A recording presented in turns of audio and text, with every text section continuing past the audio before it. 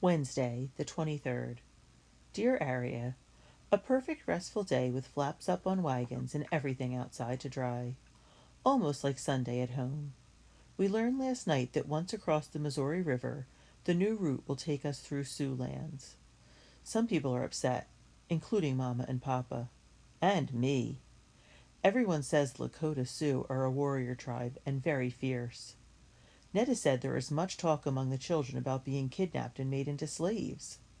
J.W. told me his father and Mr. Keel and others are annoyed with Mr. Beaulieu, but there does not seem to be much they can do. Changing direction again will mean more lost time. Then J.W. But I will end here and not say more until I have had time to think about it. End. T.A.V. Wednesday, May 23rd, 1883. Dear Aria, saw prairie dogs today, but did not tell anyone. I did not want them to end up in a cooking pot. Teresa spent a lot of time getting water with John Wilson. Edie said they are sparking and that we should keep an eye on them. So Edie and I went scouting. When we got near the water, we crawled along until we could see Teresa and John Wilson. John Wilson had already filled a bucket and was handing it to Teresa, and she was giving him an empty one at the same time.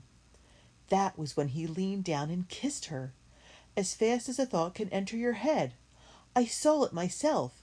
I think Teresa and John Wilson were both embarrassed. She looked down at the bucket, and John Wilson said they should get back, which is when Edie giggled, and I did too, so we got away from there fast. Edie said it wouldn't surprise her if they were married before we reached the Idaho Territory. I do not think Papa would allow it, but Edie said strange things happen out here.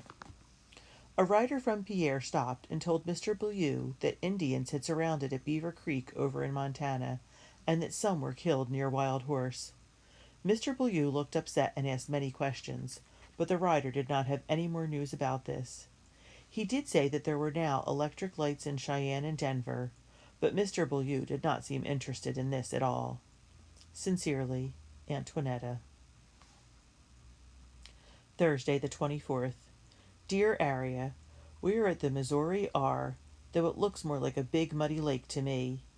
We arrived late in the morning, and Mr. Beaulieu said it would take 3 or more days to get all of the wagons, people, and animals across, with the help of the Indians. There was a lot of talk when that was announced. Mamma looked frightened, and when she told Nana, Nana made the sign of the cross. Mr. Hess said we should go south to Fort Sully and cross there, but Mr. Beaulieu said no. There was a trail on the other side that would take us across Indian land straight to Montana and Idaho, and it would save us time. Mr. Keel and the rest of the association called a meeting with Mr. Beaulieu to talk over the route. Papa said they should have talked over the route before we got here, and Uncle Eugenio said we could find Fort Sully on our own and get another guide there. But one of Mr. Beaulieu's men said we should stop our belly aching. He's part of their family, he said, meaning Mr. Beaulieu. His squaw's the daughter of a big muckamuck over there. Ain't nothing going to happen to nobody long as Beaulieu's around. Shep and some others seemed happy to hear this, but most were not. I am not so sure. So far, Mr. Beaulieu has known where there is drinking water and easy places to cross the streams. But being surrounded by Indians is another matter, though it is probably not as bad as having a noisy little sister following you around all the time. End. T.A.V. Later. It is settled. We will follow Mr. Beaulieu's route, Indians and all. Neither Papa nor Uncle Eugenio are happy about this, but they do not want to leave the train and be on their own. 2 families are turning back, and one of Mr. Beaulieu's men is taking them to a town a long day's journey from here. Mr. Beaulieu has gone to get the Indians, and then we will begin crossing. End. T.A.V. Thursday, May 24th, 1883. Dear Aria, it's not fair. Dorothy's parents have decided to turn back. Mr. Wagor said we would be outnumbered and at the mercy of the savages. Sometimes I felt this way on Wooster Street, because most of the people were from different parts of Italy from us, and there were so many Irish and German families there too. But it did not keep me from playing outside. Edie said we could hide Dorothy in a box, and Dorothy's family would not miss her right away. I think they would know she is gone. Dorothy has a very loud voice, and she is not shy about using it. We are trying to think up another plan. Sincerely, Antoinetta. Friday the 25th. Dear Aria, we spent all day gathering wood. There are a lot of trees near the river. Washing clothes, cleaning the wagons, fixing spokes and such.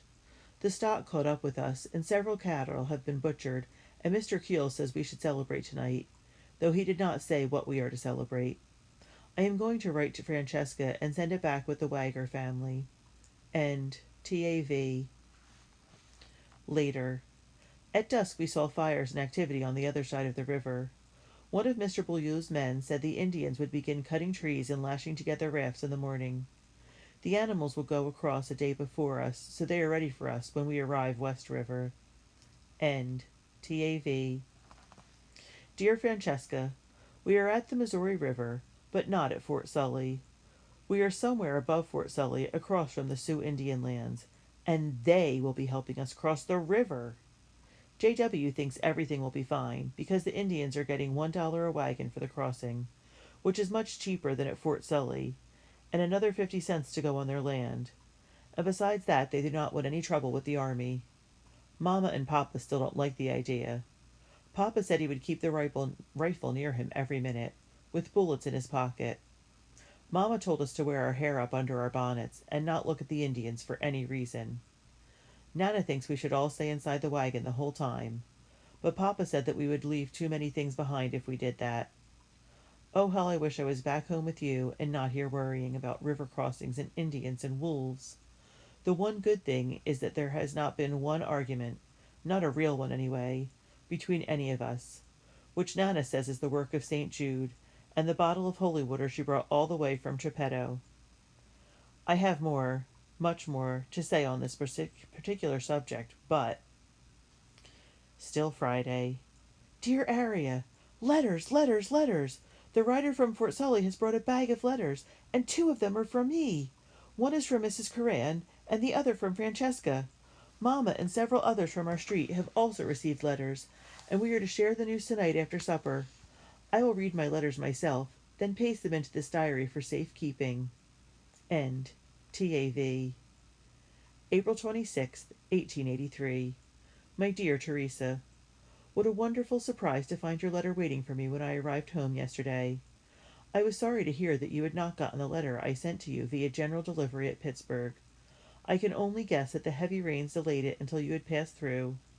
It rained and rained and rained after you left, one day after another, until I thought I would need an ark to get to school. Emma Durant said that the sky must miss you as much as we do, and that it is crying. One thing the rain did was clear away all of the dirt and debris left by winter, so that our streets and buildings seem to sparkle, they are so clean. The water must have also helped the trees and plants, because they seem particularly active this year, and promise abundant flowers and foliage. Yes, we did have a May Day pageant, complete with the singing of the flower song. Mary Taylor filled in for you, and did an admirable job, though she does not have your dramatic flair. At the end of the performance, Annie Nolan recited a special poem she had written about you called "Gone is the Friend." It was well received, and many a tear was shed. Annie said she sent it to you in a letter, but I am enclosing a copy of it here in case the letter never reached you. We have been following the progress of your journey very closely. Each time one of your letters arrives, we note the location and place a colored pin in the map to mark your route. You seem to be making rapid progress, and we are all very eager to hear more about your trip. When you have time, would you send a letter to the class telling us all about your experiences and about the people you meet on your trip? There is much discussion here about the Indians, and I am sure your classmates want to hear about your encounters with them. I was glad to learn that, despite the many difficulties of travel, you are pursuing your studies so diligently. It may be possible to imagine, but everything you learn now will be of use to you throughout your lifetime.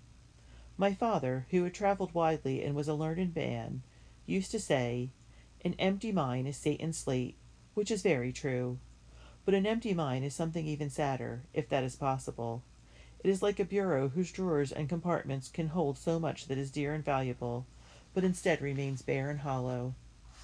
As our friend Mr. Thomas Hill writes in his manual, Boys and girls should store their minds with knowledge, whereby they may be able to impart the knowledge which they possess. And those who store the mind in youth with valuable knowledge will possess that which can never be lost, but on the contrary, will always be a means by which they may procure a livelihood, and, if united with energy and perseverance, will be sure to give them reputation, eminence of position, and wealth. These are important words to remember, especially when a particular lesson seems difficult or challenging. Please remember me to your family. I shall anxiously look for a letter from you in the very near future. I remain your teacher and friend, Mrs. Charles B. Curran. Gone is the Friend by Annie Elizabeth Nolan. Gone is the friend we held so dear, gone to broad valleys with streams so clear. She travels far roads and steep mountain trails, leaving brave footsteps in green grassy vales. Her name is oft spoken with happy recall. Her laugh echoes still through these long learned halls. And while she is gone, our spirits can soar. She lives in our hearts and our minds evermore. May your journey be swift, may you ever be well. So farewell, dear friend. Farewell, farewell. Dear Teresa, we all want to hear more about your J.W. Anderson. How tall is he? What color are his eyes and hair? Is he handsome? Is he nice? Does he ride a horse well? Nicola especially wants to know about this last one. Annie overheard Nicola and I talking about you and J.W. one day, and she said you were probably making him up. But we said you would never do that, and that you always told the truth, unlike some girls we know. When I said this, I was looking right at her, so she knew exactly who I meant. Then Annie went and wrote a poem about you that she read at the pageant, and Nicola and I thought we would be sick. It was so awful. Not in what it said about you, but because Annie was saying it. I couldn't listen to her, so I can't write it down for you.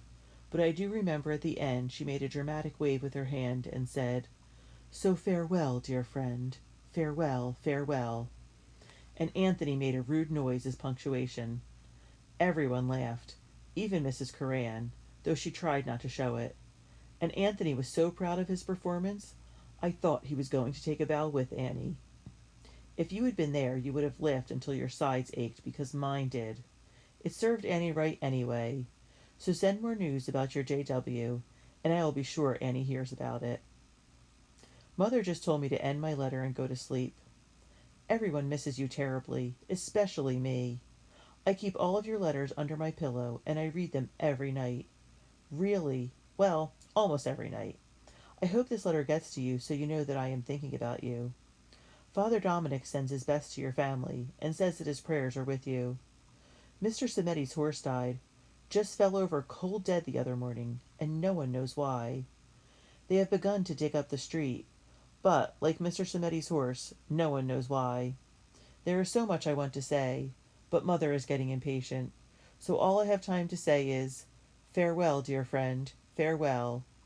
If you don't say your prayers, you'll fall down a well. Love from your best friend, Francesca.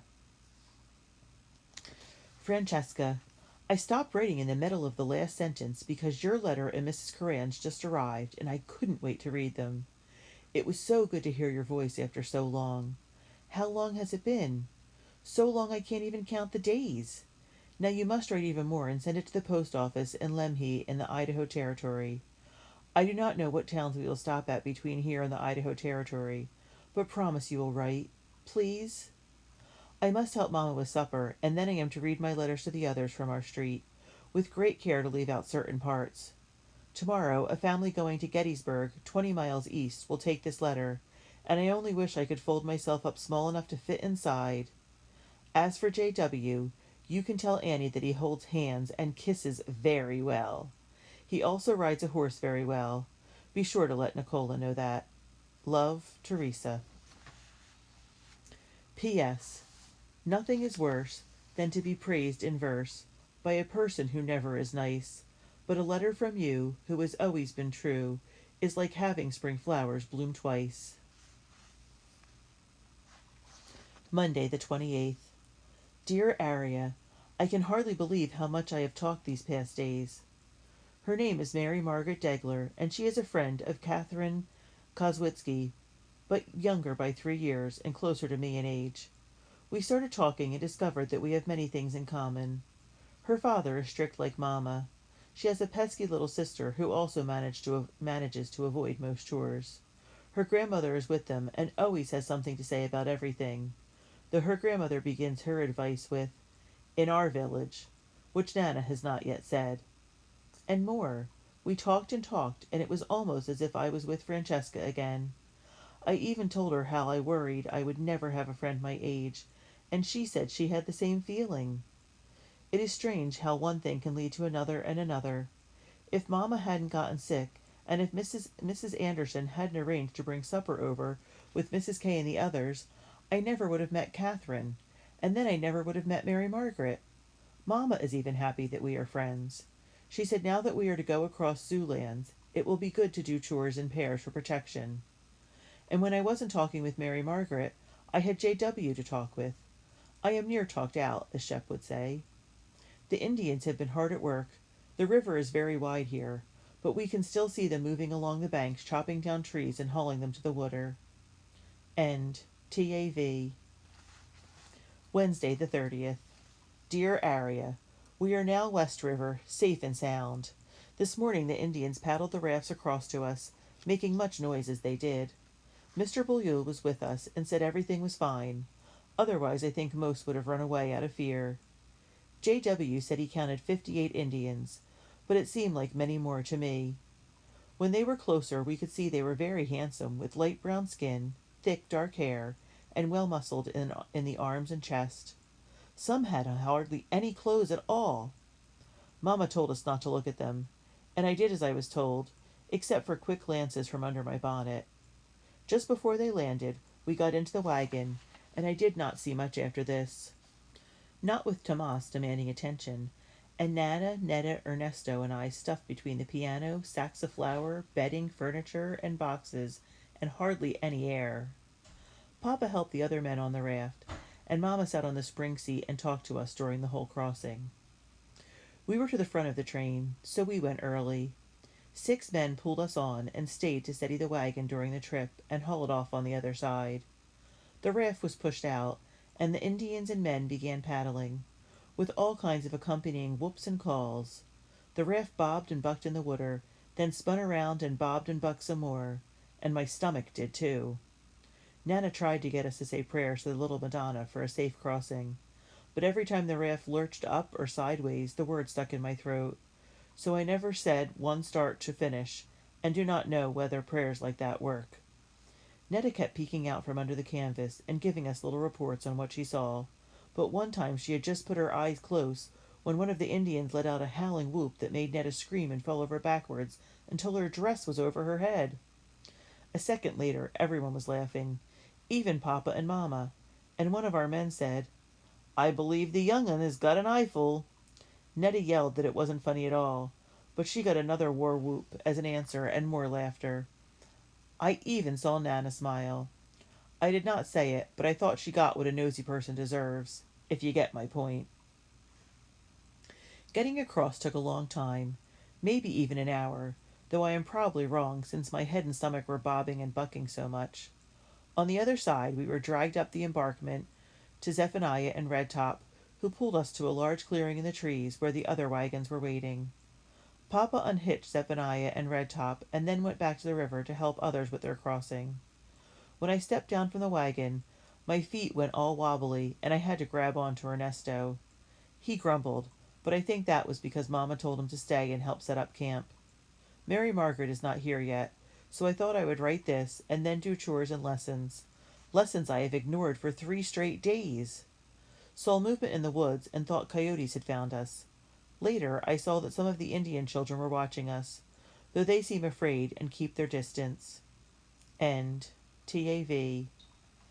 Wednesday, sunset. It all happened so quickly. Every so often we would hear the calls and whoops as a raft neared the river bank, followed by quiet when they landed. Then a while after, a wagon would pull into the clearing, and another series of calls and whoops could be heard down by the water as the next raft approached. We had gotten used to the sounds of the arrivals, one after another, when there was a change. The usual calls and whoops began, and were increasing in volume, when they stopped of a sudden, and everything went quiet for a second or two. Then we heard hoarse shouts and commands. I recognized one voice as Mr. Blue's. "Help 'em! Help 'em! Get out thar now!" he screamed. "Quick, you damn!" I looked to Mamma and could see she heard the same thing in the panicked cries. The few men and many women who were in the clearing were already running back to the river, and so did I. Mamma called for me to stop and said Ernesto would go, but I kept going because Mary Margaret and J.W. were not in the clearing yet, and I needed to find out about them. That's when Mamma ordered Ernesto to run back with news about Papa, and I felt bad because I hadn't even thought about him. When we got to the river, I told Ernesto to look for Papa, while I searched for Mary Margaret and J.W.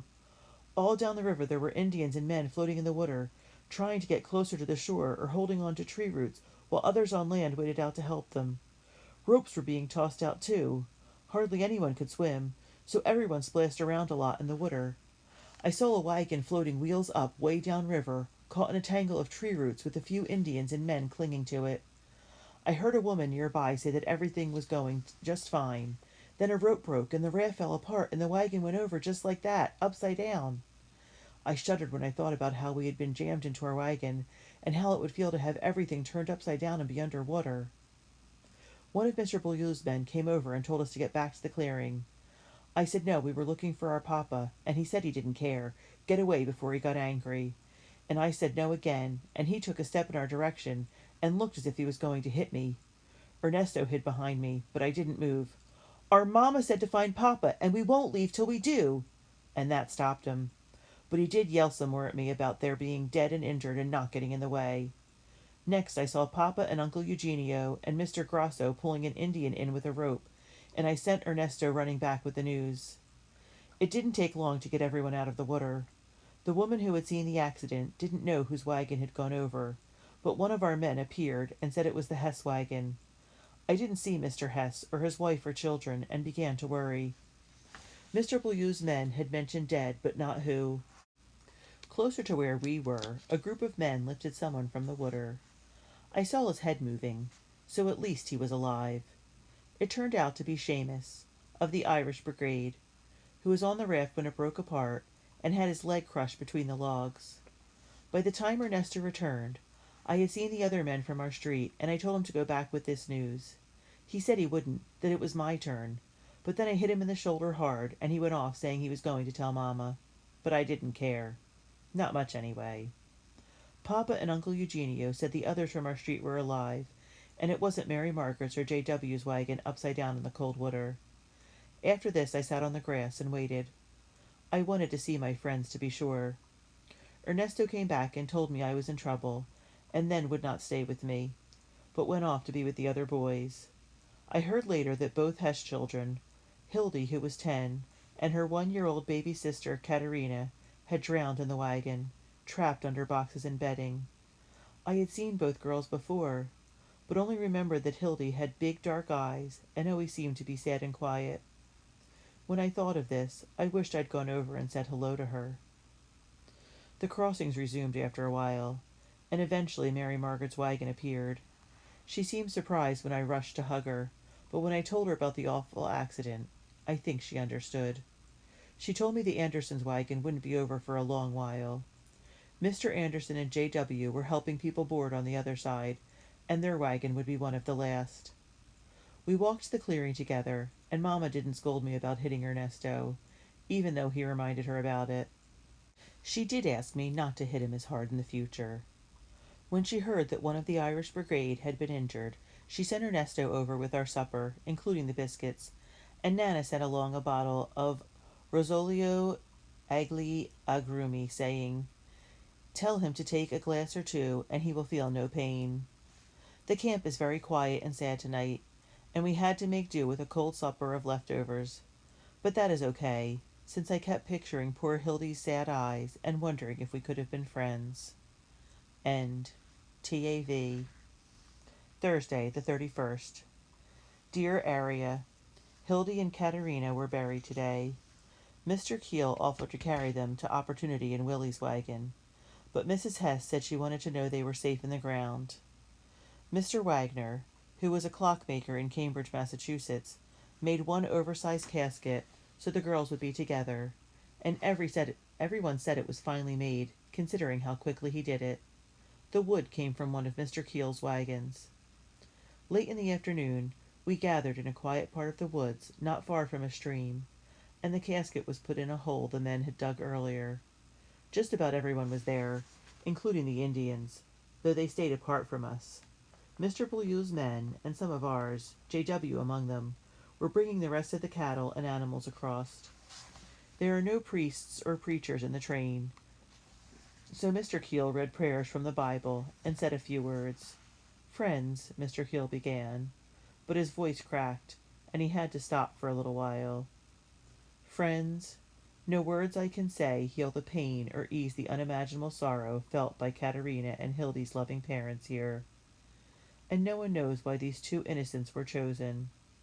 It had to be that God missed their gentle smiles and kind nature so much that His words stopped right there, and he glanced down as a terrible quiet filled the woods. That he called them to his side for all eternity. He said more, but I found myself thinking about how things seemed to happen for no reason, and that it could have been us just as easily. Later, I said this out loud.